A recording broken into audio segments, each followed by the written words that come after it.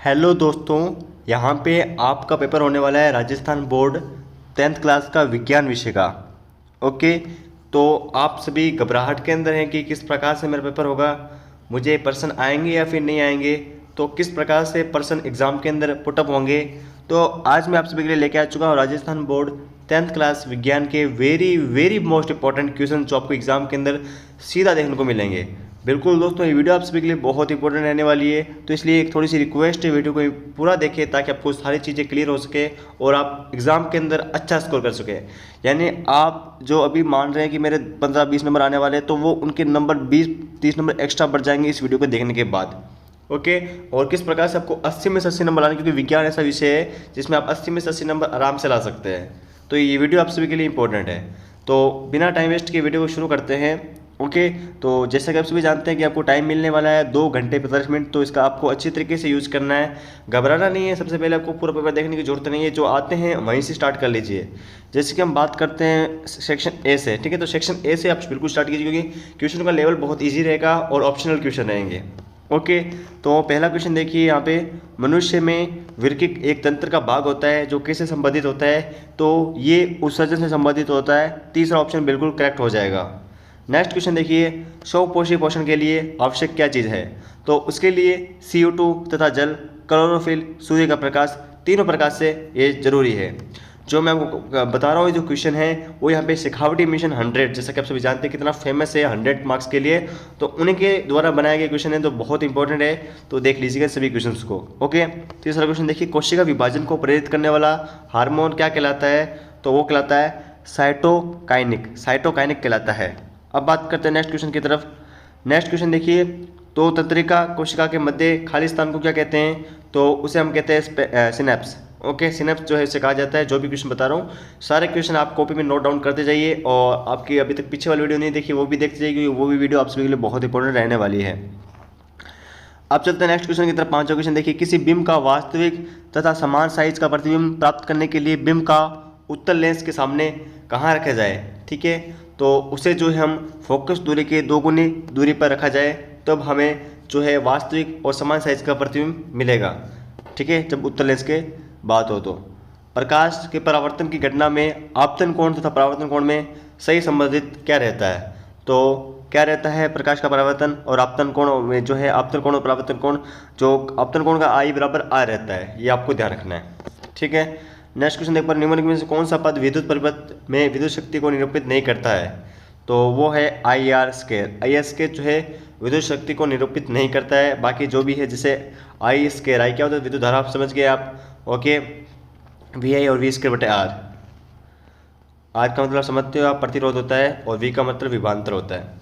किसी विद्युत बल का अनुमानतक जो दिया हुआ है वो दिया हुआ है 220 वोल्ट और 100 वाट है। जब इसे 110 वोल्ट प्रचालित करते हैं तब इसके द्वारा उपयुक्त शक्ति कितनी होती है, तो वो होती है 25 वाट की।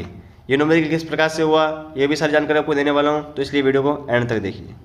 नेक्स्ट क्वेश्चन देखिए, विद्युत ऊर्जा को यांत्रिक ऊर्जा में रूपांतरित करने की युक्ति को क्या कहते हैं, तो उसे हम मोटर कहते हैं। बहुत इंपॉर्टेंट लगा लीजिएगा, इस बार एग्जाम के लिए आने के लिए बहुत उपयोगी प्रश्न है ये वाला। नेक्स्ट आपके सामने एक समीकरण दी हुई है, आपको बताना है कि इसमें से ए सत्य क्या चीज़ है। जैसे शीशा अपचेत हो रहा है, CO2 उपचेत हो रही है, तो ये क्वेश्चन आप देख पा रहे हो आयाम सेंटर अकेडमी से करके, जो इंपॉर्टेंट क्वेश्चन है आप सभी के लिए रहने वाले हैं, बहुत ही इंपॉर्टेंट क्वेश्चन बनाए गए आप सभी के लिए। और उसके बाद देखिए कार्बन उपचेत होता है और लेड ऑक्साइड अपचेत हो रहा है, तो दोस्तों इसका जो सही आंसर हो जाएगा वो ऑप्शन हो जाएगा, यानी कि पहला भी सही है दूसरा भी सही है, यानी कि इसके अंदर आप देख पा रहे हो, तो इसके अंदर शीशा अपचयित हो रहा है और CO2 उपचयित हो रही है। जैसा आप देख पा रहे हो कि CO2 उपचयित हो रही है और शीशा अपचयित हो रहा है। ओके, यानी कि O2 है बाहर निकली है तो इसलिए उपचयित हो रही है। मैंने आपको बताया था कि हाइड्रोजन का निकलना, ऑक्सीजन का जुड़ना किस में कहलाता है। ओके, कोई विलियन लाल लिटमस को नीला कर देता है तो इसकी पेय संभावना कितनी होती है, तो आप जरूर याद रखें कि लाल लिटमस को नीला करना, यानी कि क्या होता है, जब नीला लिटमस होता है तो उसे हम क्षार कहते हैं, जब लाल होता है तो उसे हम क्या कहते हैं पता है आपको, तो उसे हम अम्ल कहते हैं। अम्ल मतलब क्या है कि 7 से कम पीच रहती है, और जो है सॉरी यहाँ पे क्षार की जो है वो यहाँ पे 7 से ज़्यादा रहती है। और बात करें जल की पीएच तो कितनी होती है, वो 7 होती है, और रक्त की पूछे तो वो 7.4 होती है। इस बात का आपको ध्यान रखना है, ठीक है। तो यहाँ पे जब नीला कर देता है तो यहाँ पे पीएच कितनी 7 से ज़्यादा हो जाएगी, तो इसमें ऑप्शन में देखिए 7 से ज़्यादा कहाँ दी हुई है, तो यहाँ पे सिर्फ इसमें दी हुई, तो 10 का बिल्कुल सही आंसर हो जाएगा।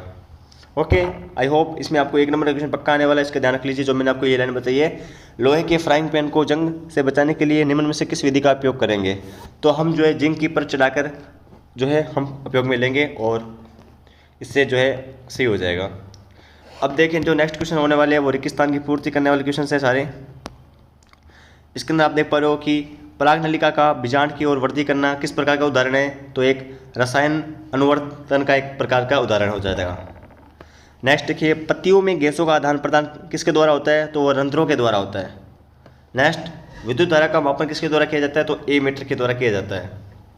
उसके बाद नेक्स्ट, निर्वात में प्रकाश की चाल कितनी होती है? तो वो होती है 3 × 10⁸ मीटर पर सेकेंड। आप मात्रक नहीं लिखाओगे तो पूरा उत्तर गलत हो जाएगा। मात्रक लिखना बहुत ज़रूरी है, नहीं तो आंसर लिखते भी आपका आंसर गलत हो जाएगा।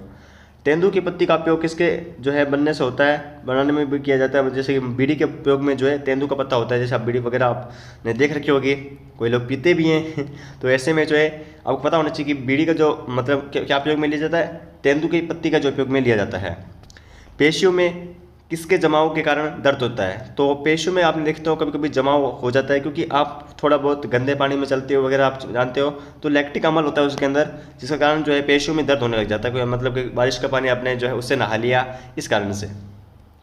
नेक्स्ट क्वेश्चन देखिए, इसमें आपको बताना है कि निम्नलिखित प्रश्नों में से आपको बताना है कि एक पंक्ति में उत्तर देना। तो एक पंक्ति मतलब एक पंक्ति में उत्तर देना, एक्स्ट्रा आपको उत्तर नहीं देना है।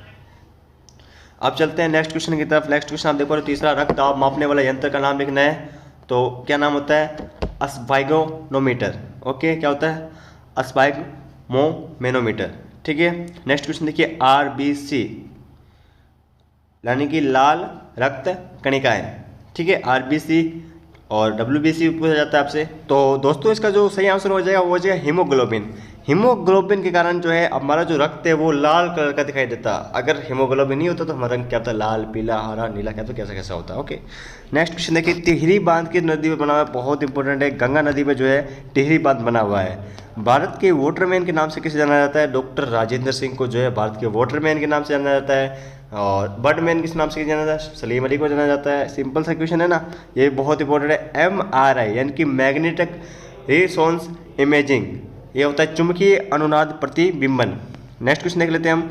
1 एम्पीयर को आपको परिभाषित करना है कि 1 एम्पीयर की परिभाषा कितनी क्या होती है?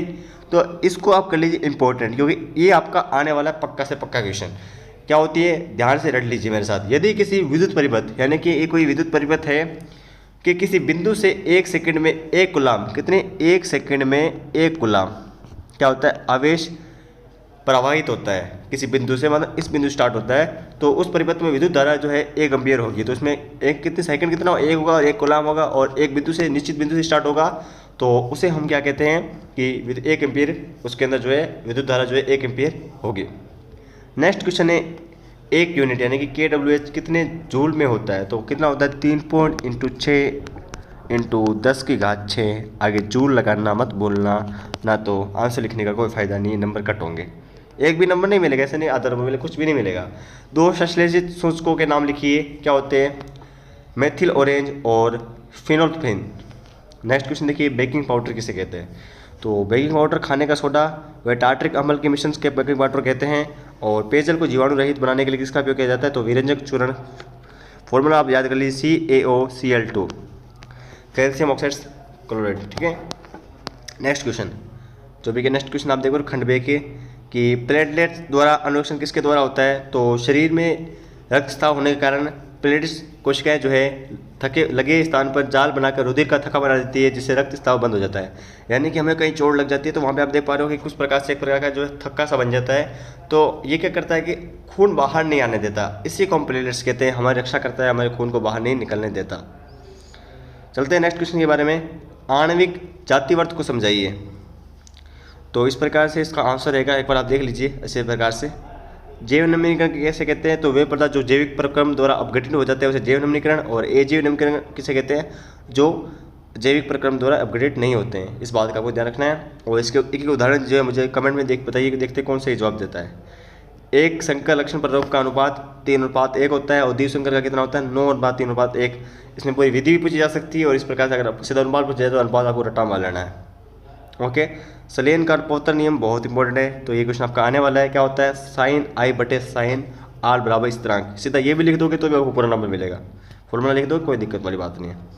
नेक्स्ट क्वेश्चन आपके सामने 12 जो है वोल्ट विभवांतर दिया हुआ है और इसके दो बिंदुओं के बीच आवेश को ले जाने में कितना समय लगेगा, तो फॉर्मूला आपको लगाना है, सीधा समय आपको निकालना है, मतलब सॉरी समय नहीं, कार्य लगेगा। तो कार्य क्या होता है, W होता है, तो V और Q दिया हुआ है, W बराबर क्या हो जाएगा, VQ हो जाएगा और हम गुणा करेंगे तो 24 जूल हो जाएगा, क्योंकि दो बिंदु दिए हुए हैं ना, इस कारण से, यानी कि दो आवेश लेके जा रहे हैं दो बिंदुओं से। उसी प्रकार से इस प्रकार से आप क्वेश्चन देख पा रहे हो। दक्षिण हस्त अंगुष्टर का नियम आपको बहुत इंपॉर्टेंट है, याद रखना है आपको। फ्लेमिंग का नियम याद रखना है, मैक्सवेल का नियम याद रखना है, यश लेपन किसे कहते हैं, बहुत इंपॉर्टेंट है। इस प्रकार से आप सारे क्वेश्चन एक बार नोट करते जाइए, बहुत इंपॉर्टेंट रहने वाले हैं। और थर्मिट अभिक्रिया मैंने आपको पहले बताई थी पहले वाले वीडियो में, बहुत इंपॉर्टेंट है थर्मिट अभिक्रिया, और साथ में विस्थापन अभिक्रिया बहुत इंपॉर्टेंट है इस बार रहने वाले एग्जाम के अंदर। और तांबे के विद्युत अपघटनी परिष्करण का नामक चित्र आप देख लीजिए किस प्रकार से आपको बनाना है, बहुत इंपॉर्टेंट रहने वाला एग्जाम की दृष्टि से। देखिए कार्बन के चैप्टर्स क्वेश्चन अपरूप किसे कहते हैं, कार्बन के 3 अपरूपों के नाम लिखने हैं, तो आपको लिखने हैं जैसे कि हीरा, ग्रेफाइट, फुलरेन। इनकी थोड़ी आकृति बोल लेंगे, हीरा कठोर होता है, ग्रेफाइट की आकृति किस प्रकार से होती है, विद्युत का सुचालक होता है, कुचालक होता है, ये आपको आना चाहिए। ओके, खंड से देखिए आप इस प्रकार से क्वेश्चन दिए हुए हैं कि इसमें जो बड़े क्वेश्चन है आप देख पा रहे हो, वायवीय शोषण और अवयवीय शोषण दोनों दिए हुए हैं, तो इस प्रकार से आपको इनमें अंतर याद रखना है, बहुत इंपॉर्टेंट है। और साथ में हमारे शरीर में हीमोग्लोबिन की कमी का क्या प्रभाव पड़ेगा, ये भी याद रखना है, ठीक है। तो क्या प्रभाव पड़ेगा कि हमें एक प्रकार का एनीमिया रोग हो जाएगा, ये आपको ध्यान रखना है, ठीक है। साथ में हमारी जो ऑक्सीजन CO2 है वो भी यहाँ पे प्रभावित रहेगी। नेक्स्ट क्वेश्चन देखिए, क्या एक तितली और चमगादड़ के पंखों को समजात अंग कहा जा सकता है अथवा नहीं, कारण समझाना है आपको। देखिए ये आंसर आप देख पा रहे हो कि समजात अंग नहीं होते हैं, जो तितली होती है, चमगादड़ होते हैं, उनमें जो है मूल उत्पत्ति समान नहीं है, लेकिन इसके कार्य एक समान होते हैं, जैसे कि अंग आपस में समवर्ती अंग होते हैं। इसका यही आपका आंसर है। मानव में बच्चों का लिंग निर्धारण किस प्रकार से होता है, ये आपको बताना है, आपको डायग्राम के थ्रू भी आप समझा सकते हो, इसके अंदर आपको जो है पूरी परिभाषा लिखनी पड़ेगी। नेक्स्ट क्वेश्चन देखिए, परिनलिका किसे कहते हैं, विद्युत धारा के कारण उत्पन्न चुंबकीय क्षेत्र का पैटर्न समझाइए और आवश्यक चित्र भी बनाइए। तो आप चित्र देख पा रहे हो, इस प्रकार से आपको जो है आवश्यक चित्र बनाना है।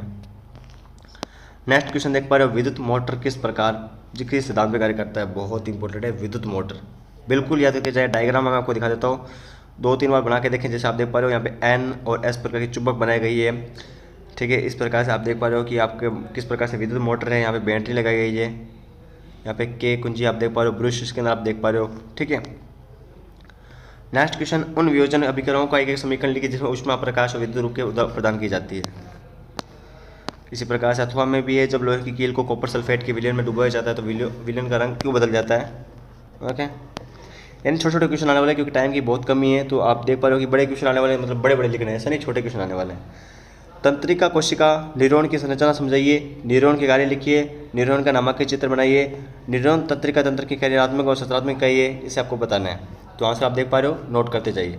न्यूरॉन का चित्र आप कॉपी में 2-3 बना के बार बनाएंगे तभी आपको आंसर आएगा, ना तो नहीं आएगा। ऐसा नहीं आप सीधा एक बार देख ली, हाँ भाई इसको हमें ऐसे टेढ़ा मेढ़ा करना है, तो वहाँ पे आंसर नहीं बनेगा। साथ में नाम भी आप लिखिए, 2-3 बार बनाओगे तो एग्जाम में तुरंत बन जाएगा, टाइम वेस्ट नहीं होगा आपका। हमारे शरीर में ग्राही का क्या अर्थ होता है, जब जहाँ ग्राही उचित तरीकों से कार्य नहीं कराए तो समस्या उत्पन्न हो सकती है।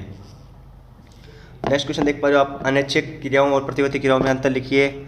मस्तिष्क का नामक चित्र मैंने आपको बता रखा है, मस्तिष्क हृदय का नामक चित्र आपको आना चाहिए, बहुत इंपॉर्टेंट रहने वाला है इस बार, ठीक है।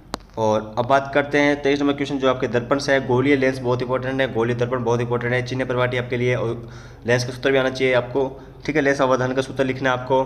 और किसी अवतल लेंस की फोकस दूरी 25 सेंटीमीटर है, तो बिंब को लेंस की कितनी दूर रखा जाए कि प्रतिबिंब 10 सेंटीमीटर दूर हो, तो डिजिट चेंज हो सकती है, लेकिन इसी प्रकार से आपका आने वाला है। और लेंस का आवर्धन भी आपको लिखना है। लेंस का सूत्र पता है क्या होता है, M बराबर H बटा H बराबर U बटा V, लेंस आवर्धन का सूत्र है ये V बटा U।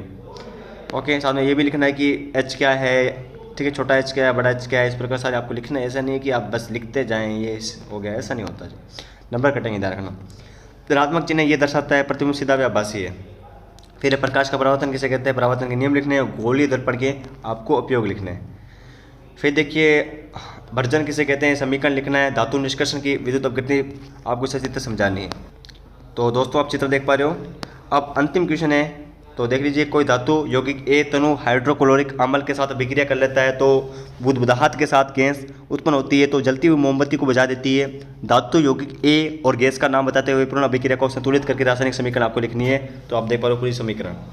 तो इस प्रकार से आरबीएससी 10th क्लास के वेरी मोस्ट इंपॉर्टेंट क्वेश्चन मैंने आपको साइंस के वीडियो में बता दिए हैं। तो बिल्कुल भी घबराइए मत, जैसा पेपर होगा बस आप उसे रिपीट करते जाइए। अब जो भी आपने पढ़ा है, अब नई चीज़ पढ़ने का टाइम नहीं है, अब जो भी चीज़ आपने कर रखा है उसे रिवाइज करने का समय है। दोस्तों मेरी तरफ से आप सभी को बेस्ट ऑफ लक, आप बहुत अच्छे नंबर लेके आएंगे, कोई भी दिक्कत नहीं होने वाली। कुछ भी कन्फ्यूजन हो तो जल्दी से कमेंट कर दीजिए और चैनल को सब्सक्राइब करना, क्योंकि आपका अपना चैनल है तो चैनल को सब्सक्राइब करें, बेल आइकन प्रेस करें। आप सभी के लिए हम इतनी मेहनत कर रहे हैं तो आपका भी वीडियो को लाइक और चैनल को सब्सक्राइब करना चाहिए।